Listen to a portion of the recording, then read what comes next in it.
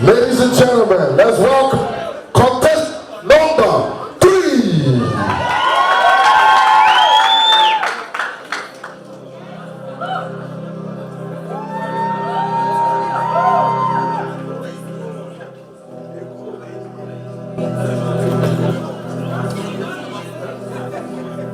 Good evening, ladies and gentlemen. My name is Kafayat Elegushi, as you already know, and tonight I am going to tell you a piece that I wrote for my blog that I actually run. It's just a story that encompasses my experience from moving from Nigeria when I was 10 years old and assimilating into the Irish culture until today. So, oh, 1 second. It's called Harsh Grows Fonder. Thank you.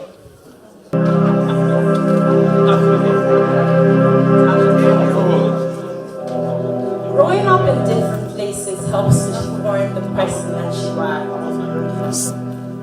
Growing up in Nigeria, the outside world stops at the neighboring countries of Ghana, Cameroon, and Benin.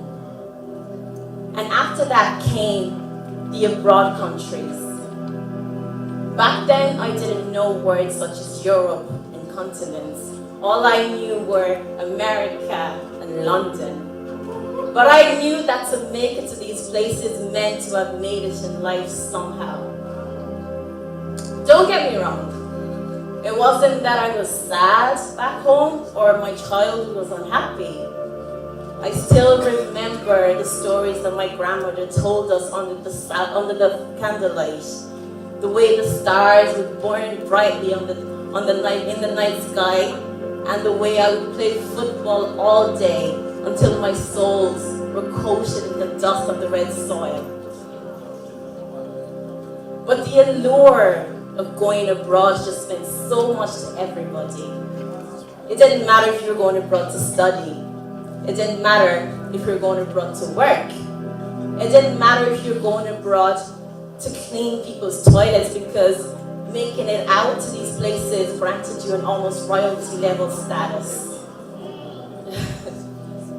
It is fair to say that when my journey began and my bags were packed, I didn't know what was in store for me. All I knew was the fact that I was going to be an Americana or a Londoner or Britico. Yes, that's all I knew. I thought that I would meet Harry Potter, and I would have pizza for breakfast, lunch, and dinner, and as a snack. Imagine my surprise when I was told that I was going to Dublin. Dublin, the word, it sounded so weird to me, and I remembered that I told my friends, and they had laughed at me because if you weren't going to London or you weren't going to America, then where were you going? But you can also imagine my further dismay when I was told that I wasn't even going to Dublin, I was going to Cork. That sounded even more bizarre to me. I couldn't even say the word properly. I'm not gonna tell you how it used to sound. We'll just go with what I call it now. But what I didn't realize back then is I'd been given an opportunity to reinvent myself. It's true, I was 10 years old. There wasn't much to reinvent, but you have to realize that back then, my worldview had already been shaped by my Lagos environment.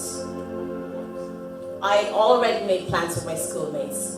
We were going to go to the same secondary schools. We were going to sit our exams together. We were going to become pilots. We were going to become doctors and presidents together.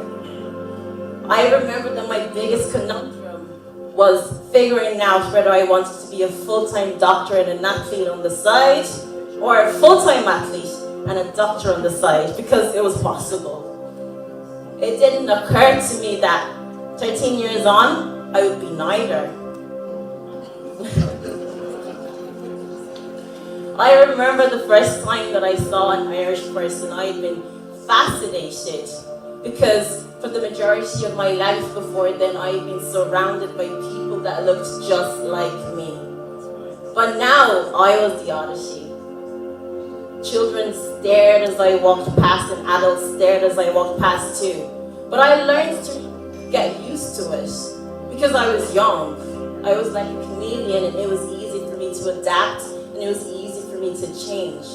They said walk like this, and I did. Talk like this, and I did. Write like this, and I did that too. I am so grateful that I've been given this experience because I've also grown to love this island and love its people. It taught me to love beyond colors, to love beyond tribe, beyond religion. I've been given the opportunity to see that just because somebody spoke a different language to me didn't mean that they were any less human. I learned that just because I was this color didn't mean I was inferior to anybody. That I was just as smart, just as intelligent, and just as beautiful. And so, home is always nice. But you have to go out there and you have to see what's out there too. And home becomes nicer the further away you are. I guess absence does indeed make the heart grow fonder. But it makes the mind forget too because you only remember the good things. But that's a story for another day.